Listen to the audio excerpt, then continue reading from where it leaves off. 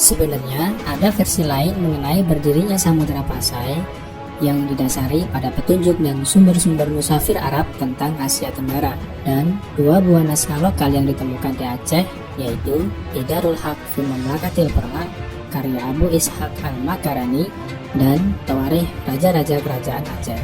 Pendapat ini menyatakan bahwa Samudra Pasai telah berdiri sejak abad ke-11 Masehi, tepatnya pada tahun 1042 Masehi. Hal ini didukung oleh Profesor Buya Hamka Ali Hashmi Abu Bakar Aceh, Muhammad Said, dan beberapa peneliti dan sejarawan lokal Nusantara.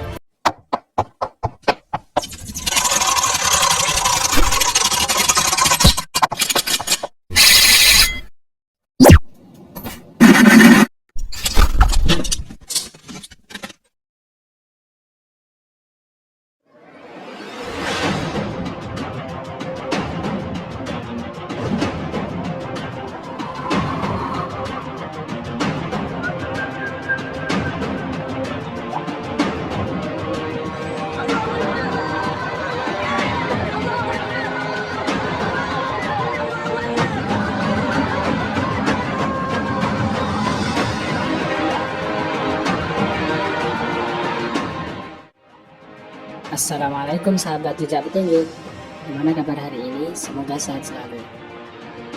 Pada episode kali ini kita akan membahas mengenai kerajaan Islam Samudra Pasai. Kapan sebenarnya kerajaan Islam Samudra Pasai berdiri masih menjadi misteri. Belum ada kesepakatan dari para peminat dan ahli sejarah mengenai hal ini. Umumnya di dunia pendidikan kita diajarkan bahwa Samudra Pasai berdiri pada pertengahan abad ke-13 Masehi. Dan sebagai pendiri kerajaan ini adalah Sultan Malikus Saleh atau Merah Sinu yang wafat pada tahun 1297 Masehi. Pendapat ini dikemukakan oleh para sarjana barat seperti Snowhorn, Mukwete, dan lain-lain yang mendasari pendapatnya pada naskah lokal Aceh, Hikayat Raja-Raja Pasai.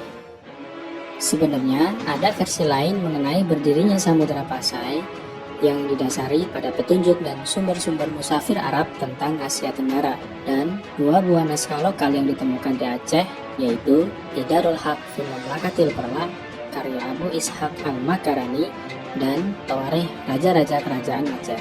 Pendapat ini menyatakan bahwa Samudra Pasai telah berdiri sejak abad ke-11 Masehi, tepatnya pada tahun 1042 Masehi. Hal ini didukung oleh Profesor Buya Hamka Ali Hashmi Abu Bakar Aceh, Muhammad Said, dan beberapa peneliti dan sejarawan lokal Nusantara. Pendapat pertama yang bersumber dari Hikayat Raja-Raja Pasai mengatakan Samudra Pasai berdiri pada abad ke-13 Masehi.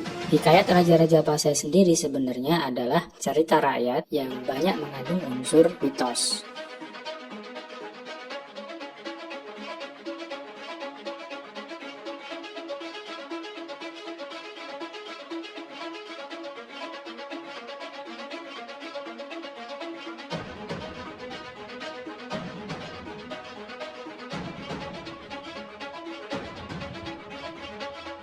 Dalam kitab tersebut, Pasai disebutkan adalah tempat pertama yang diislamkan, dan Merah Silu adalah raja pertama yang beragama Islam. Keislaman Merah Silu dikisahkan melalui pertemuannya dengan Rasulullah melalui mimpi. Dalam mimpi Merah Silu tersebut, Rasulullah sendiri yang membimbing mengucapkan kalimat syahadat dan mengajarkan membaca Al-Quran. Kemudian setelah terbangun, Merah Silu dapat membaca Al-Quran dengan fasih. Bahkan melalui mimpi itu Merah Silu dihitam secara gaib oleh Rasulullah sendiri. Setelah masuk Islam, kemudian Merah Silu bergelar Sultan Malikus Saleh. Meskipun banyak peneliti sejarah yang merujuk pada Hikayat Raja-Raja Pasai, namun tidak sedikit yang meragukan kebenarannya. Sebab hikayat bukanlah suatu rangkaian catatan sejarah murni. Banyak kisah-kisah yang belum tentu benar-benar terjadi. Bahkan banyak unsur mitos yang dinilai kurang logis. Sehingga untuk menjadi landasan legitimasi sejarah Samudra Pasai dinilai kurang kuat oleh beberapa ahli sejarah lokal. Oleh sebab itulah dalam paparan kali ini mencoba membahas jejak-jejak lain Samudra Pasai berdasarkan kitab Idarul Haq fi Mamlakatil Perla dan Tawarikh Raja-Raja Aceh yang dijadikan dasar argumentasi para sejarawan seperti Buya Hamka, Ali Hashmi, dan lain-lain. Kerajaan Samudra terletak di Pasai, yaitu suatu daerah di pantai timur laut Pulau Sumatera yang terletak antara daerah Pesangan dengan Sungai Jambu Aye di Kabupaten Aceh Utara, Provinsi Aceh Darussalam. Menurut Idarul Haq dan Tawarikh Raja-Raja Aceh, Samudra Pasai telah berdiri sejak abad 11 Masehi, dan sebagai pendiri serta sultan pertama kerajaan ini adalah Merah Khair yang bergelar Maharaja Mahmud Syah yang memerintah pada tahun 433 sampai 470 Hijriah atau 1042 sampai 1078 Masehi. Setelah kepemimpinan Mahmud Syah, Samudra Pasai dipimpin oleh Maharaja Mansur Syah antara tahun 1078 sampai 1133 Masehi. Lalu Maharaja Giyasuddin Syah tahun 1133 sampai 1155 Masehi. Dan selanjutnya Maharaja Nuruddin atau Merahno atau Tengku Samudra yang lebih dikenal dengan Sultan Kamil yang memimpin 1155 sampai 1210 Masehi. Sultan Al-Kamil ialah sultan terakhir dari dinasti Merah Khair. Setelah Sultan Al-Kamil wafat dan tidak memiliki putra pewaris tahta, kerajaan Samudra menjadi rebutan antara pembesar-pembesar kerajaan. Keadaan ini menjadikan kerajaan Samudra kacau balau selama kurang lebih 50 tahun, hingga akhirnya Merah Silu mengambil alih kekuasaan kerajaan Samudra Pasai. Merah Silu adalah anak dari Mahdum Malik Abdullah bin Mahdum Malik Ibrahim bin Mahdum Malik Mesir bin Mahdum Malik Isa bin Sultan Mahdum Malik Ibrahim Shah Jahan Berdaulat atau Sultan Kerajaan Perlak ke-8. Artinya, Merah Silu adalah keturunan dari Sultan Kerajaan Islam Perlak. Hal ini mematahkan pendapat pertama yang bersumber dari hikayat Raja-Raja Pasai yang mengisahkan Merah Silu adalah seorang Hindu yang kemudian masuk Islam. Pada masa pemerintahan Merah Silu ini, Samudra Pasai sangat berhubungan baik dengan kerajaan tetangganya, yaitu Perlak, di mana putri Perlak bernama Putri Ganggang Sari menikah dengan Sultan Merah Silu. Dari pernikahan ini lahir seorang anak yang menjadi penerus tahta kerajaan Samudra Pasai kemudian hari, yaitu Sultan Muhammad Malikus Zahir. Di masa Sultan Muhammad Malikus Zahir, kerajaan telah bergabung menjadi bagian dari kerajaan Samudra Pasai. Menurut kitab Tawarikh Raja-Raja Aceh, di masa Syekh Ismail Al-Zarfi dan rombongannya tiba di Samudra, telah menjumpai kerajaan ini dipimpin oleh seorang raja muslim yaitu Merah Silu, dan memiliki Perdana Menteri yaitu Sri Kaya Syekh Giyasuddin dan Syekhul Islam bernama Sayyid Ali Ibnu Ali Al-Makarani, serta Menteri Luar Negeri bernama Bawa Kaya Ali Hisamuddin Al-Malabari. Digambarkan oleh Syekh Ismail, keadaan negeri sangat makmur dan kaya, serta memiliki angkatan laut yang teratur. Kerajaan ini beraliran Ahlus Sunnah wal Jamaah atau Sunni. Oleh karena itu, Syekh Ismail memberi gelar kepada Merah Silu dengan Sultan Malikus Saleh. Gelar ini sama dengan yang digunakan oleh Raja Mesir yaitu Sultan Malikus Safih Najmuddin Al-Ayyubi yang merupakan ayah dari Salahuddin Al-Ayyubi. Ketika dipimpin oleh Malikus Saleh, kerajaan ini masih bernama Samudra. Baru setelah masa kepemimpinan putra Malikus Saleh yaitu Sultan Muhammad Malikus Zahir, kerajaan Samudra dikenal dengan Samudra Pasai. Dan pada masa Malikus Zahir memimpin, Samudra Pasai bertambah maju dan dakwah Islam menyebar lebih luas ke berbagai wilayah di Nusantara. Bahkan kerajaan Perlak yang pada saat itu mengalami kemunduran, akhirnya bergabung ke dalam kekuasaan Samudra Pasai yang dipimpin oleh Malikus Zahir. Bukti lain kemakmuran Samudra Pasai adalah adanya mata uang dinar dan dirham sebagai alat tukar yang diterbitkan oleh Sultan. Selain itu, kerajaan ini banyak disinggahi kapal-kapal Melayu antar pulau dan perdagangan antar sesama mereka yang sangat ramai.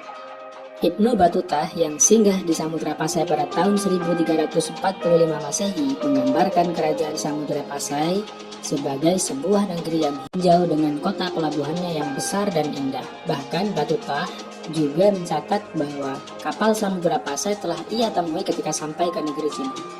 Dan ini sebagai bukti bahwa Samudra Pasai adalah kerajaan besar yang telah menjalin hubungan dengan kerajaan-kerajaan di luar Nusantara, salah satunya adalah Cina dan Mongol. Ibnu Battuta menuliskan ketika sampai di Samudra Pasai, ia dijemput dan disambut oleh para pejabat kerajaan atas perintah Sultan. Di antara yang menyambutnya adalah adalah seorang qadi yang bernama Amir Sayyid al-Shirazi. Kemudian Battuta juga menyebutkan bahwa Samudra Pasai sangat berpegang teguh kepada pengamalan Islam. Gambaran kebesaran Samudra Pasai menurut Ibnu Battuta menjadi bukti nyata kerajaan ini adalah pusat penyebaran Islam dan tempat berkumpul para ulama dan fuqaha serta menjadi pusat islamisasi yang penting di Nusantara. Dengan melihat Samudra Pasai sebagai pusat studi dan pertemuan para ulama, banyak sekali tokoh dan para ahli dari berbagai disiplin pengetahuan yang datang dari luar negeri yang merupakan bagian dari Daulah Abbasiyah untuk membantu kerajaan Islam Samudra Pasai. Maka hal ini berpengaruh pada sistem dan organisasi pemerintahan yang ada di Samudra Pasai yang seirama dengan sistem yang dianut oleh pemerintahan Daulah Abbasiyah. Dalam bidang pemerintahan misalnya, Samudra Pasai memiliki perangkat pemerintahan yang lengkap sebagaimana kerajaan besar maritim pada umumnya. Di antara struktur pemerintahan Samudra Pasai ialah telah memiliki Perdana Menteri, Bendahara, Komandan Militer, Panglima Angkatan Laut, Sekretaris Kerajaan, Qadi, dan beberapa syah bandar sebagai pengawas pedagang-pedagang asing di kota-kota pelabuhan. Pengawasan terhadap perdagangan dan pelayaran di kota-kota pantai yang berada di bawah pengaruh kerajaan merupakan sendi-sendi kerajaan yang memungkinkan memperoleh penghasilan ekonomi yang besar. Perdagangan yang menjadi basis hubungan antara kerajaan-kerajaan di Malaka, Cina, India, dan sebagainya telah membuat Samudra Pasai menjadi kerajaan Islam terkenal dan berpengaruh di Asia Tenggara pada abad 14 dan 15 Masehi. Dengan kondisi seperti ini, Islam dengan cepat berkembang di berbagai wilayah lain di Nusantara. Di antara wilayah-wilayah ekspansi dakwah Samudra Pasai adalah Minangkabau, Palembang, Jambi, Patani di Thailand, Malaka, Jawa, Sulawesi, dan beberapa kerajaan pantai di sekitarnya. Ekspansi yang dilakukan oleh Samudra Pasai diantaranya Sultan Zainal Abidin telah mengirim 2 orang pendakwah ke Pulau Jawa. Mereka ialah Maulana Malik Ibrahim yang dikenal dengan pelopor Wali Songo dan Maulana Ishaq yang mereka ini bergelar Syekh Awalul Islam. Kemudian di akhir abad ke-15 Masehi, Syekh Ali Al-Kaisar dan rombongan pengikutnya yang diketuai oleh Raja Abdul Jalil Ibnu Sultan Al-Qahar berdakwah ke bandar di Pulau Sulawesi yang kemudian dikenal dengan Makassar, dan raja setempat yaitu Raja Bone akhirnya masuk Islam. Kemudian ke wilayah Malaka, dakwah telah berhasil mengislamkan Raja Hindu Malaka yaitu Parameswara, yang kemudian setelah Islam bergelar Sultan Mughad Iskandar Shah. Mengenai silsilah raja-raja Samudra Pasai, kita mengambil pendapat dari seorang sejarawan Ibrahim Alfian yang mendasarkan atas mata uang emas Samudra Pasai yang pernah ditemukan, di mana di dalam mata uang emas yang ditemukan itu dapat diketahui beberapa nama raja yang pernah memerintah di kerajaan Islam Samudra Pasai.